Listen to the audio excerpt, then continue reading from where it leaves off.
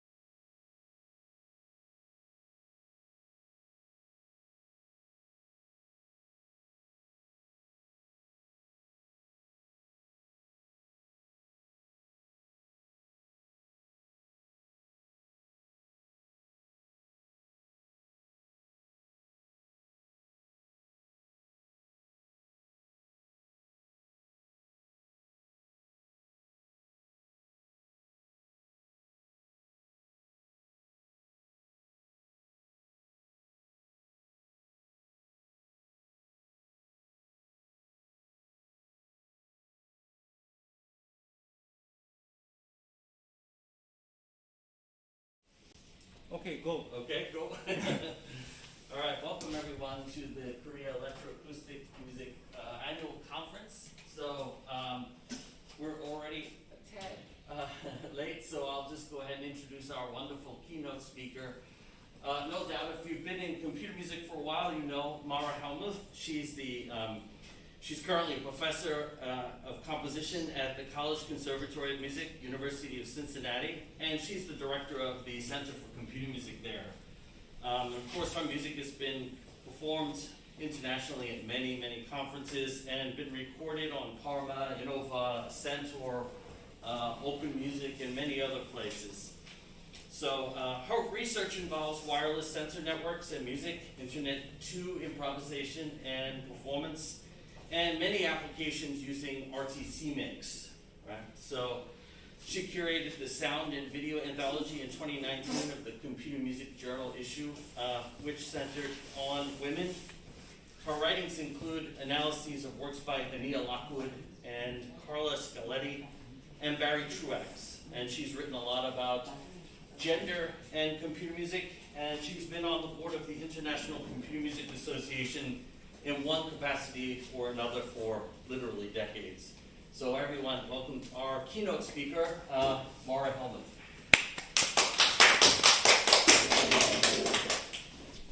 Hello. Really nice to be here virtually at least, although I'd rather be with you all there. But anyway, such as it is, I'm happy to be part of this festival, and I'm going to jump right into my topic, which is can computer music save the earth? And this came up to me for a long time, interested in the environment and issues that I hear about in the news all the time. And I started thinking, well, it seems it might be a little bit of a silly question at first. How can music and art forms save anything except perhaps our emotional states through peaceful or joyful engagement with sound? Does creating or listening to music have an impact beyond the personal and emotional and occasionally informative aspects? And even if music can induce a listener to be motivated to work for changes in environmental policy, would our community of listeners be large enough to implement these changes? Is there a potential for reaching out and changing minds of significant numbers of people? Whatever the answers to these questions are, the reality is, according to recent studies, that the state of the Earth appears to be currently at a tipping point. And without strong actions in the near future, we're facing predictions of a hot, miserable, and dangerous future. What is the state of the Earth? Well, here's our beautiful Earth. What is the state? On September 28th, 2021, the U.S. Fish and Wildlife Service announced that it has determined that 23 new species are now extinct. This includes a fish, the Cyocomagton, last seen the year I was born in my state of Ohio. U.S. Secretary of the Interior Deb Haaland comments in this report on climate change and natural area loss, pushing more and more species to the brink. While diminishing biological diversity is an indirect threat to human life, even more alarming information is found in a report released by the UN's Intergovernmental Panel on Climate Change in August 2021, stating that greenhouse emissions from human activity will, even in the best case scenario, continue to warm the planet for at least 30 more years, causing increased heat waves, wildfires, floods, downpours, and droughts. Global sea levels will rise for 2,000 more years. Change is happening more and more rapidly, and there's only a narrow window in which cutting emissions could still effectively limit the most severe implications for the future. Many of you or your children may be alive in the second half of this century and will experience whatever we are able to accomplish in limiting climate change and preserving a habitable and beautiful environment. Without decisive action, however, catastrophic consequences will follow. I believe that those of us with the education to understand the problem must take action, listen to the scientists, and find solutions. In Thornton Wilder's play, Our Town, which I happened to see at CCM recently, the character Emily realizes after her death, "Oh, Earth, you're too wonderful for anybody to realize you. Do any human beings ever realize life while they live it, every minute?" Well, Emily was talking about moments of family experiences that humans have passed through, blind to the nuances. The same is true of our relationship with nature. How else could we have come to the point of irrevocably unbalancing our own life-sustaining environment?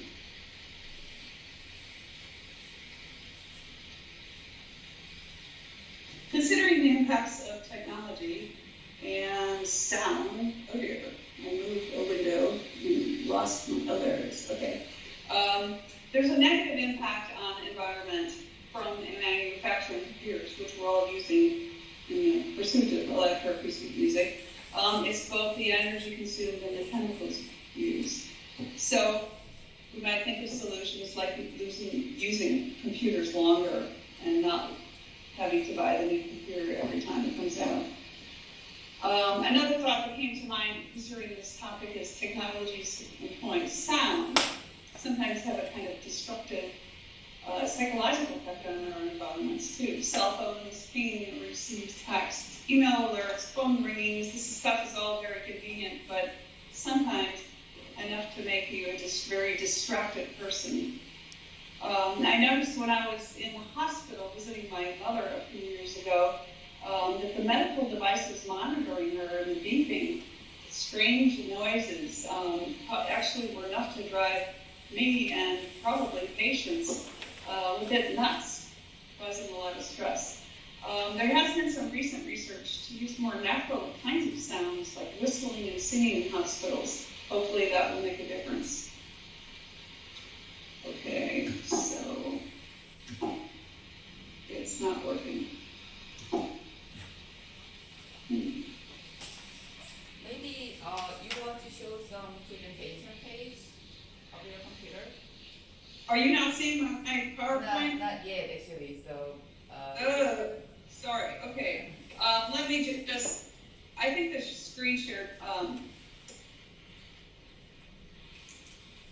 me go back to Skype and redo the share. Yes, It says that I'm sharing, but you're not. What were you seeing? I'm seeing your face. Were you seeing my face before? Yes, yes. Okay, so it didn't share the window. I'll just share my desktop then. Okay. I was trying to share the PowerPoint, but I think it didn't work. Okay. All right, are you seeing my desktop? Yes. Yes. Good. Sorry about that. I went to all the trouble to put pictures in. I want you to see them. Okay, let's just go back. Are you seeing these? Yes. PowerPoint? All right, thank you very much. I'm glad you told me. Okay, here's the beautiful Okay, bird. yeah. Now we see the yard. I want to know. Yeah. Okay. And all right. So nature in the Alps. Yes. I thought I would take a look at maybe in one way of investigating what a computer musician can do about the environmental situation is to look at nature in the arts. A picture that I found beautiful when I saw it was Monet's Rocks at Belle Isle from 1886. The colors, the textures, the rocks, the water all really have a lot of depth and amazing beauty. And I think that he was absolutely very inspired by the views that he was seeing in Brittany when he painted these. And he called these views at times terrifying or extremely beautiful and engaged fiercely with painting them, sometimes working 14 hours a day. His statement, paint what you really see, not what you think you ought to see, are as revolutionary for sound as it was for painting.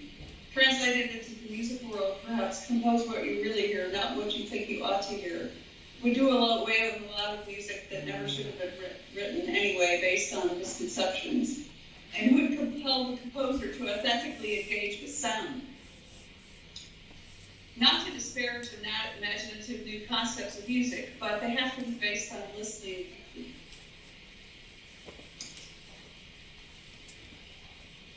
Frank Lloyd Wright writes, Falling Water House from 1939 is an example of organic architecture. Humans and nature coexisting.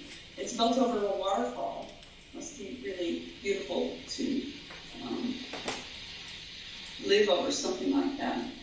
In music, well, we've had many composers work with bird songs and emulate bird songs, especially Oliver Messiaen's Oiseau. He analyzed the bird songs and used the motives in his piece in a very structural way.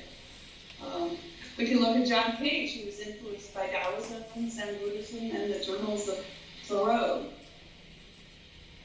He said, David Ingram wrote about Cage, his music as a model of designing ecological relations between human beings and the natural world. His composition, Child of Tree, consists of instructions to the percussionist to improvise with amplified plant materials, including a pod from the porcelain tree with cactus spikes, using a lot of natural materials. He wrote for the birds, I hope my music will help us in accepting the importance of ecology in music. Recent examples, we have John Luther Adams, The Place Where You Listen installation. The geological world of Alaska affects the sound and lighting of this installation. Paulina Oliveros, for example, her tree piece for violin, cello, and piano explores the life cycle of the tree. And Anea Lockwood's wonderful river map pieces, including a sound map of the Housatonic River,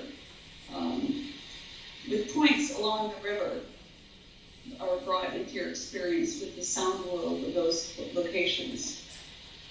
Other wonderful pieces, Judy Klein's The Wolves of Bass Mountain, based on the wolf sounds she recorded. Many pieces of Francis White, inspired on nature ideas, flower names, and other things. And then, of course, we have all the soundscape works. Ellery Schaefer, Barry Truax, Hildegard Westerkamp, and the work of Leah Barclay. So this is not new, and people have been working with nature for a long time. but I think that the best thing I can do here is talk about some of the work that I've done that relates to nature and influences that have, I think, cultivated respect for nature in my own work. Otherwise, is an interest in Asian studies. I studied Tai Chi Chuan. I still practice it. I learned it first in around 1980, and I find it a very calming practice. And Zen Buddhism, which I did study for quite a while, and did Zen meditation. And I think these kinds of calming practices really open one up to nature and to implementing ideas from nature. The Tai Chi Chuan movements are described by natural references such as stork spreads its wings, needle to the bottom of the sea, and stroking bird's tail. So I think I find more musical insights from nature sometimes when practicing these kinds of things. And also, the sciences, of course. I've been interested in sciences for a long time. Botany, astronomy, computer programming.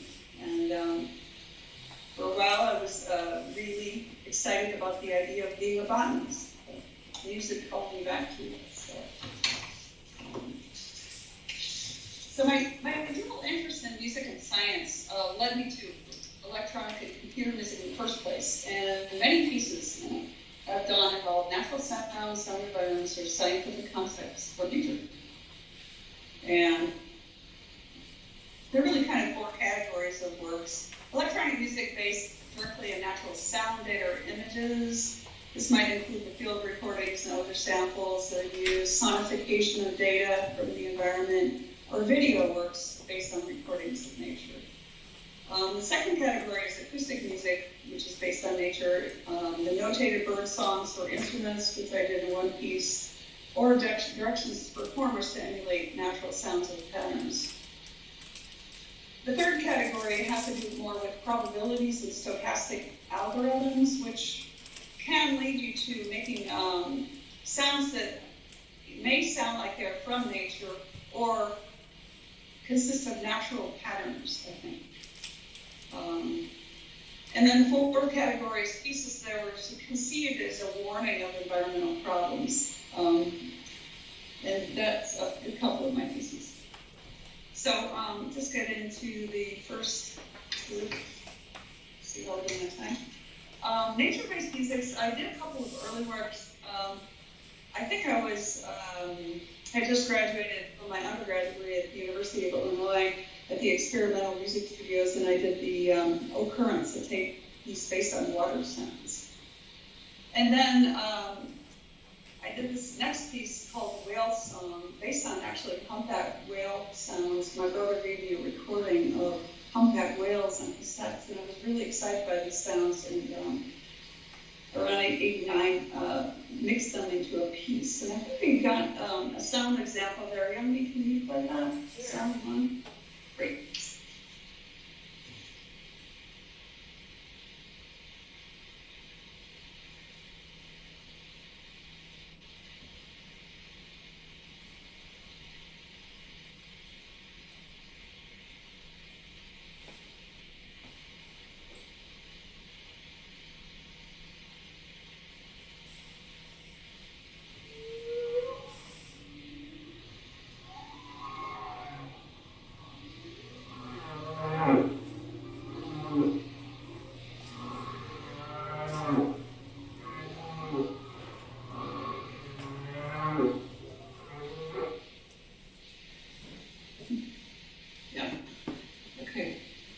So that was one of the early sample recording pieces I did digitally.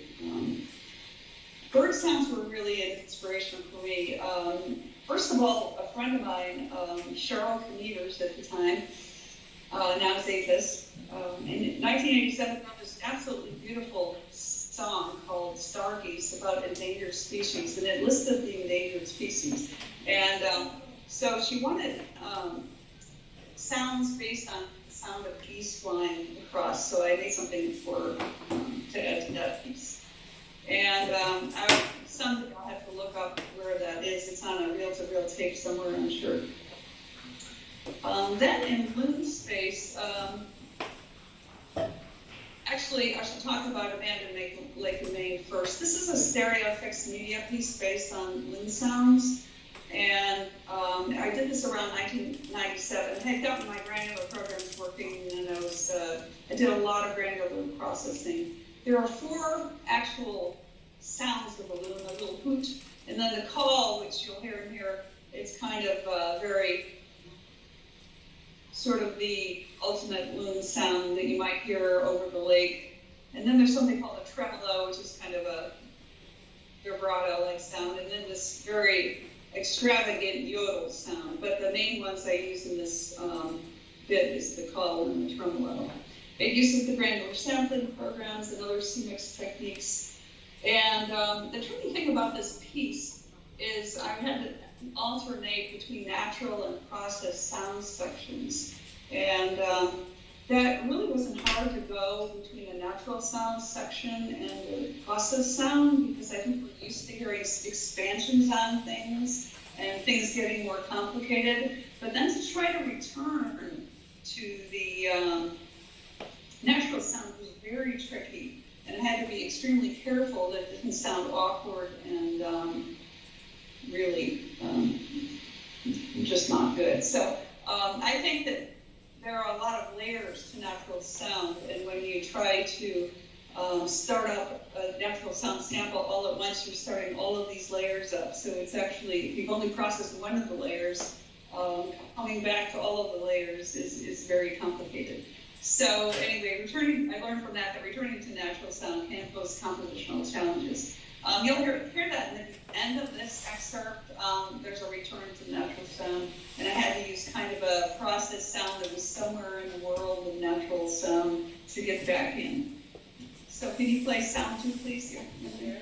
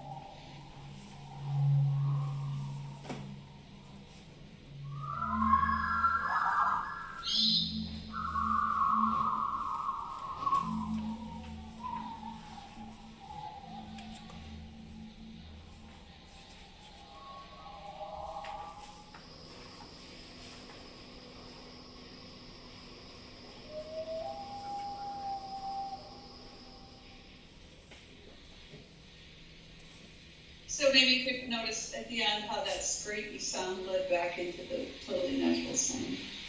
If you want to show the PowerPoint page, you need to hit the screen sharing thing. Yeah. Okay. All right, maybe it goes away when you play sound. Okay, let's see, how do I do that?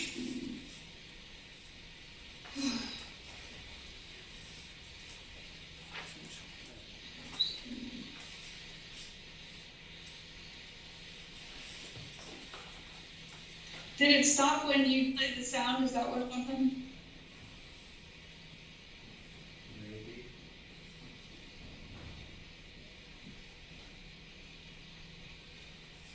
Can you hear me?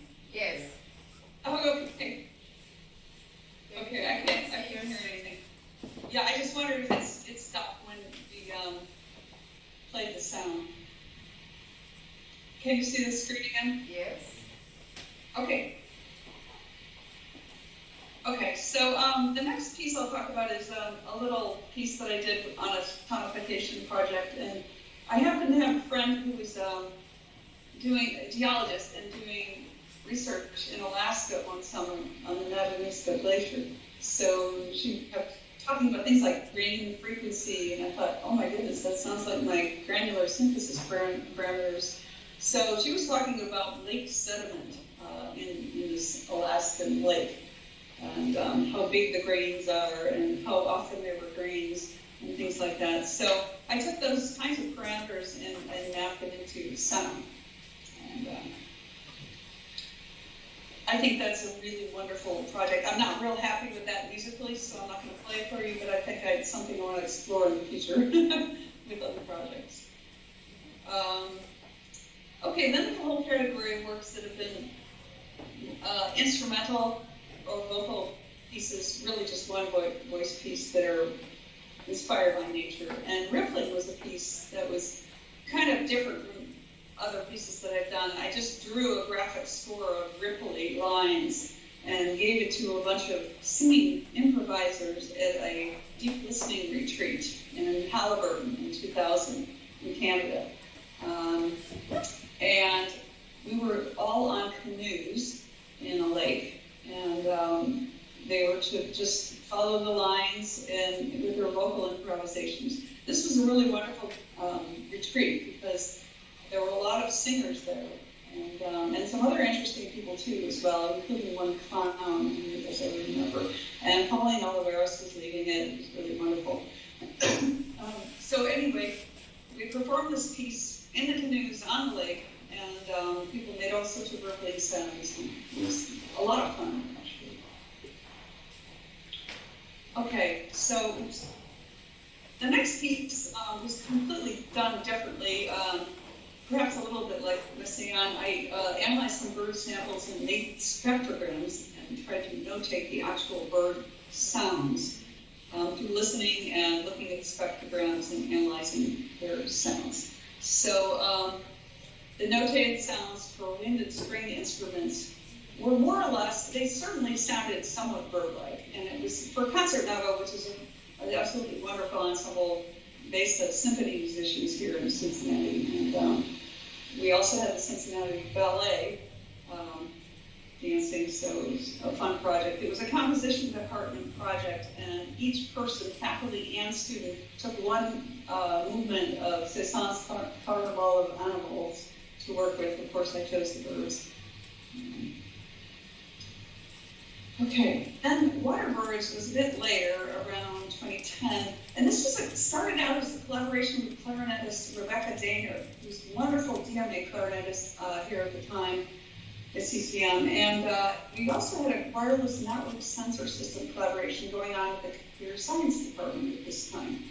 So they were finding all sorts of ways to use wireless sensor networks to do various applications, and some of their graduate students were really interested in music and helped us out with this project, which resulted in all sorts of other things. But anyway, this particular piece, we used infrared sensors, and that indicated where the location of the performer was on stage. And it was a structured improvisation. I provided score fragments to her. She could decide when to play what, which fragment, and work out a structure with my electronic, live electronics, and emulate bird sounds as she wished. There were things like long tones and long tones with tremolos, etc. The performer determines exact timings and materials, and this processing is all spectral delay processing. We're using Sola and Max and speed. So this is the first video, and if you could play that, and do I have to stop sharing? Okay.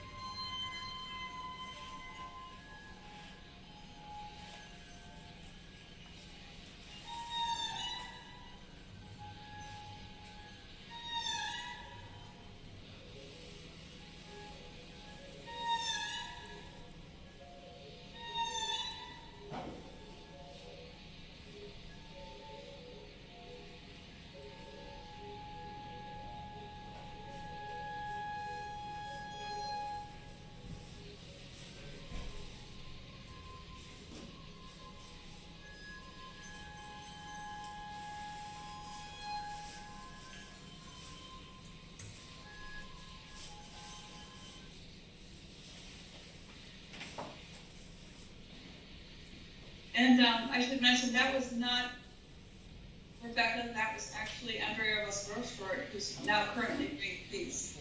And Share your screen if you want. yes, we're going from here. Okay. Oh, I have to. Oh, sorry. I apparently have to share and then go in part. Yeah. Okay. I got it. There's three. And then there's. All right, so Andrea Osborne is the current clarinetist who's doing the piece, and she incorporated bird movements, as you might have noticed. So I thought that was a really good, interesting idea. Each person who's done the piece, and there were quite a few, have added either their own bird sounds, and now Andrea with the movement, done really interesting things with it. She's actually playing with a fixed version of the electronics there. At one point, I quit using the wireless sensor network system because it took me batteries, and I figured I could just control the electronics myself. It was important to incorporate that in the development of the piece, but it wasn't really necessary later. And then now, because Andrea and I are remote, and she's taking the piece various places where I might not be able to go, we work with a fixed version. And she just today recorded, in fact, a version for both clarinet and flute with Elizabeth Darling. So I'm excited to hear that. I just heard it today, what that sounds like. So I think they'll be doing more of that. So, by the way, if anybody has any questions, feel free to jump in and ask at any point. Okay, then there are a couple of butterfly pieces. I'm not only obsessed with birds, but butterfly within came up because I had a health crisis, and I was very apprehensive about this situation. The thyroid, which is in your neck, is kind of a butterfly-shaped organ, and this connection came up when mine had a particular disease, and so I was thinking about that, and I was thinking about the movements of the butterfly, which kind of represented my sort of fluttery emotional state at that point. And so I was asked to write a piece for flute, and I thought it would be interesting to work with flute as a physical model sounds, and RTC makes just a harmonics resonator, something simple, but something that I could layer a lot and make sort of very dense textures with. And then there's a stochastic percussion shakers instrument, which is really good. These are both things that came out of the synthesis toolkit, which is Gary Scavone and Harry Cook, I believe, and ported into RTC mix. Anyway, I use these models to create algorithmic phrases and gestures in the electronic part. And so Butterfly Within is 4 movements, and it's a little different kind of a piece. So maybe you can play sound 3A, please.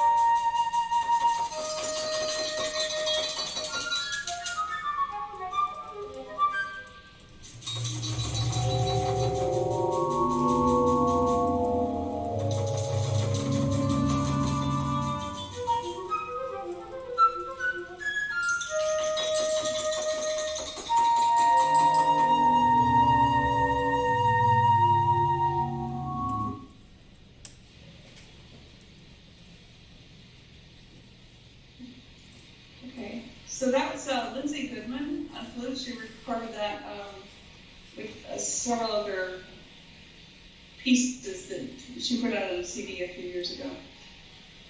And then let me get back into sharing mode here. And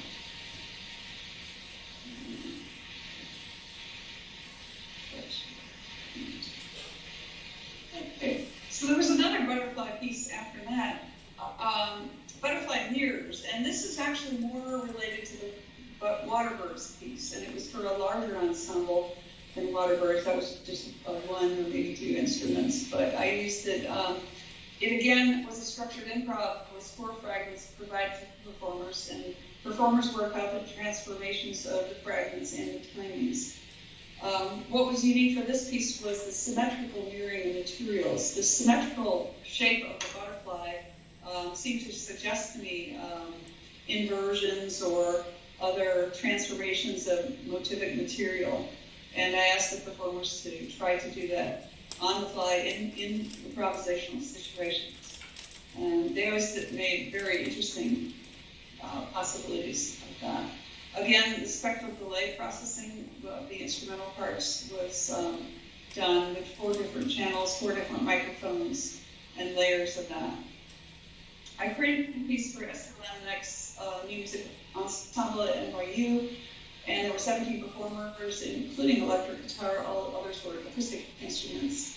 There were 2 iPads for the opening of the piece. It was kind of a magic moment when the flutist started playing acoustically. There's no electronics, and then 2 other performers moved the iPads near the flute, and it picks up the sound, and it starts doing spectral delays, which is just originally coming out of the iPad, and then they move the iPad once the sound is circulating in the long delays into the microphone, so it is picked up by the house system.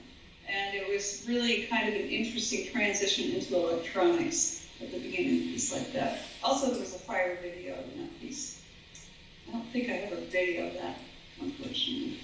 A newer piece is for vibraphone and fixed media. And this was commissioned by Joseph Van Hassel, who's at University of North Carolina, Pembroke, and also was at CCM quite a while back. The source sounds for video and audio that he sent to me of playing on outdoor metal sculptures on his campus. So there's a very interesting kind of metal structures that made very resonant, rich, metallic sounds. And I used some of my usual granular sampling and also some convolution. And the other idea that I had, because I was doing this piece after having been in Japan, at this onsen hot springs bath south of Tokyo, it had a big impact on both the form of the piece, because it was kind of bowl-shaped from this structure that you're in when you're experiencing these hot springs, and then in this the bubbling kind of water experience was something that I thought about when I was writing the vibraphone part and putting together the electronics. And also writing the vibraphone part, you seem to have some bubbling kinds of phrases at times. So I was thinking about that. There's a picture taken by a friend of mine, Akira Takaoka, who took a picture at that same place. So you can see the natural environment is important there. Oh, we have a sound example. Yes. It is sound 3B.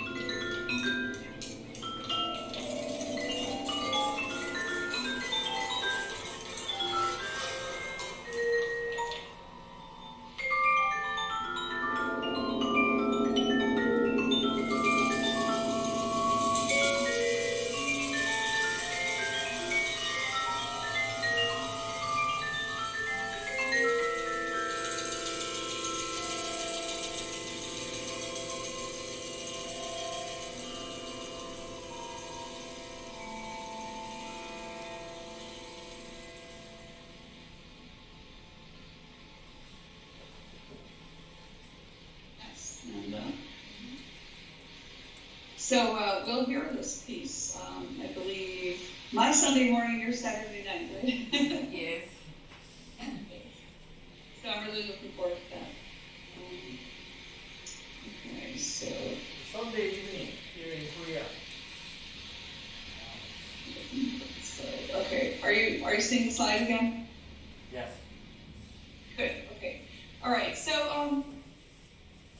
I've spent some time traveling in various places in the world and considering sound environments worldwide. Some of the computer music conferences that I was involved with took me to various places I was really interested in going, and so I was able to do recording.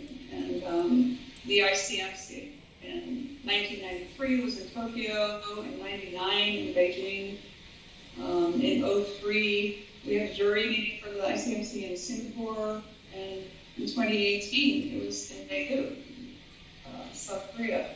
So those conferences, I think, it's been a great excuse to go traveling and experience other cultures, as well as do all the work in computers that you could do at one of those. So in 1999 was a bit important because I met Joseph Fong there, who was running the conference, and I made a connection that I would pick up on again in 2003 when I went on sabbatical. So I decided to go. I've been reading about the mountains in China, and it's very safe, and I was interested in hiking and going to see some of these places, and I went to 3 mountains: Huashan, Omeshan, and Huangshan, and hiked in all of them alone, and really didn't have a problem. We got a lot of amazing recordings, and it was really a wonderful experience. The only problem is that was the year of SARS epidemic, so by the time I got through my mountain hikes into Shanghai, I was being advised to go home by my friends, and I had indeed did. And on top of that, I wasn't able to go to Japan because it wouldn't have been practical. So I did get back to Beijing to finish the work I had started at the Signing Artifact Space, and I created an installation there called Staircase of Light, and that was based on all those, not all of them, but a very few of those mountain hike recordings that worked. And it was interesting. I used photocells, and a dancer could dance on the stairway, triggering various, with the photocells, triggering various stairs to create different sounds. And then, of course, it wasn't always practical. It was a very beautiful staircase at SNAS, but when I got back to Cincinnati, I wanted to do the piece as a concert piece. So I ended up doing a piece called China Prism, which had the photocells, but it was designed for a concert stage. I also, on that trip, purchased a Luchin, or Chin, the ancient zither, or zither, which is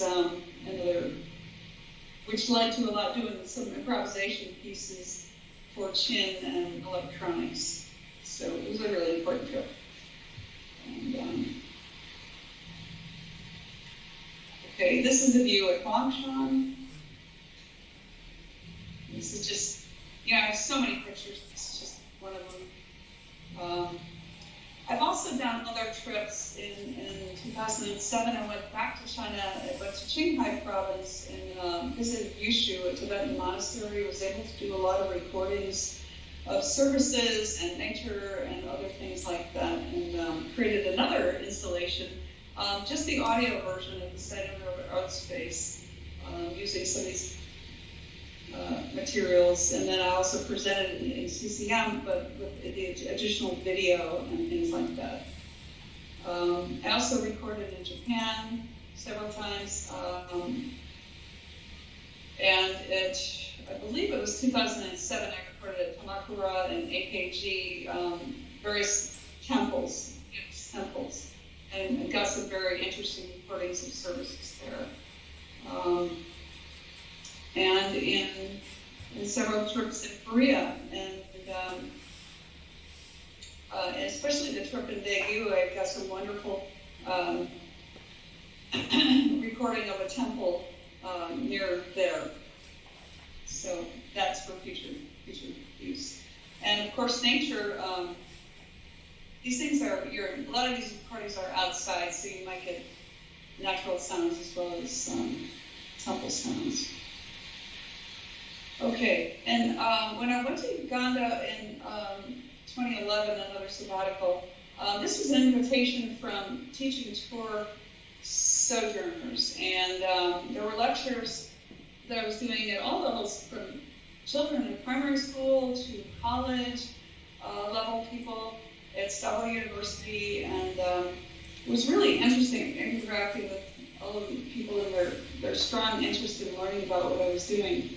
I also made some commercial music contacts and saw what was going there. And I recorded some performances of traditional music with dance. The most exciting part for me was the safaris of these great parks. The Biwa Rhino Reserve, Murchison, Mount Elgin, and especially Queen Pacific Park. So I did a lot of recording here. The only problem with the whole situation was that I was kind of rushed. Couldn't spend a lot of time. I would have loved to just spend hours in these places, but who knows, maybe it would have been perfectly safe. But it was just an amazing situation. And then I created an audio installation for the Giraffe Hotel, which is where the place I had stayed, and they played it after I had been there. They played it for several months at least, I believe. I also created a video piece. Maybe the most important piece that I did, though, was this from Uganda, which was a laptop ensemble piece based on recorded sounds from Uganda. This used networking, so the lead performer, who was usually me, sent UDP messages to all the other performers. So this would keep track of which section of the piece we were in. And I would also play certain files for the beginning and the ending of the piece. But the rest of the piece, within sections, was improvised by the performers. And they would choose from a group of sounds based on the sources. For example, birds, safari truck sounds, frogs, and hippopotamuses, which were really my favorite. Now, one of the nice things about this piece is I could use Mira and control the laptop with an iPad and control the reverb with the position of the iPad. So we usually had several people using iPads, and they could wander around the space. They wouldn't be limited to just sitting at their laptop. That was a good thing about the piece. An issue came up with networking that if the connections were lost, which for some reasons tended to happen right before a concert, so we were frantically trying to reconnect our local network. And so that was not my favorite thing about the piece. And I revised the ideas later. So these are some of my safari pictures. Baboons and more baboons. Really amazing, just by the road. And I think these zebras were startled by the trip. Are you still seeing my pictures? Yep. Yes. Okay. And I think that's a water buffalo behind the zebra there. This is a crested crane, which is the national bird of Uganda. Very beautiful. And that is me with the lions. And, I have better pictures of the lions, but I wasn't in them, so I wanted to prove that I was there. I got out of the truck for just a few moments, and it was amazing. I could spend an hour with them. So I really appreciated that experience. I was a little bit nervous, but being that you can see it in my eyes, right? The guy who was taking the picture kept saying, "Move a little this way, move a little closer," and I was anyway. It was an experience to be remembered. So the next big trip came with, of course, my next sabbatical, and I had the opportunity to stay for a month in Australia. And by this time, it was becoming clear about climate change, and so I wanted to really investigate both nature and the impact of humanity, and other things about what was going on there. I started out at the Nine Conference in Sydney and performed from Uganda there with an amazing group of people. I think it was Stefan Moore and Curtis Bond and others who agreed to help me with the performing piece. And there was also a Sonic Environments conference that went on back-to-back, part of Nine, which was very interesting. And so the project goals, while I was there in Australia, was to investigate nature and the impact of humanity, do audio and video recording for compositions, and investigate as much as I could in such a short time Aboriginal culture and sustainability. So my itinerary was, I started traveling up the coast from Brisbane, where the conferences were, and to Shute Harbour and Port Douglas. And Port Douglas is, Shute Harbour was the site of where you can pick up the Durban hunters sailing, snorkeling, day trip. So I did that. And it was not that big a boat, and it was really wonderful. I got to go to the inner reef and snorkel around and see amazing coral structures in the inner reef. Then, after that, I got to Port Douglas and went to the outer reef on a waveland tour. This tour was so exciting, I did it twice. And the second time, I believe it was, there was an amazing performance by a group of whales, not too far from the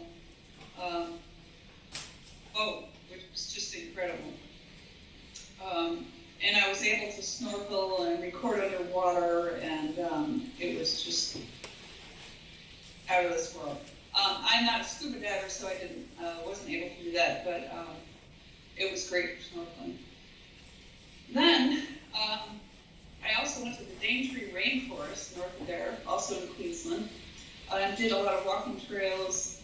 I went on an Aboriginal-led talk, I believe that was in Mawson Gorge, and he discussed sustainable practices of the Aboriginal culture, the food, the paint that they use. Everything is from nature and does not destroy nature, and I was really struck by how wonderful that was.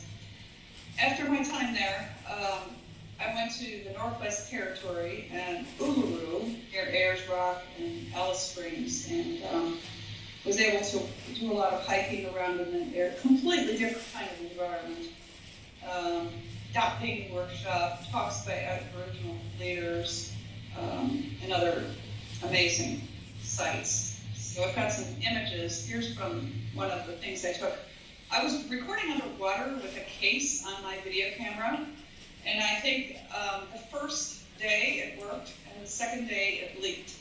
So I had to it was really a lot of work. And then I could not use the wonderful video recorder I purchased for the trip because it had to dry out for a week or it might die because it might have gotten wet inside. And so I went and rented a GoPro and used that instead. So I still got a lot of very interesting material. And my camera was not ruined, unfortunately. I would never use a soft case again. If you're going to do something like that, use a hard case. This is Mawson Gorge, Daintree Rainforest. It's just amazing, completely different kind of environments from some of the others, and walks, rushing waters, and some of the samples that you might hear in an excerpt of my piece uses these rushing water sounds from this spot. This is from Uluru, out in the desert, and this the parks are actually co-managed by the Aboriginal people and the government. And you might find signs like this around telling you to kind of tune into the natural environment. Can you hear the wind in the trees? Can you feel the temperature difference? Take a minute to sit quietly, close your eyes and breathe deeply. Feel this special place. Enjoy this moment. And this is me hiking in Kings Canyon, which is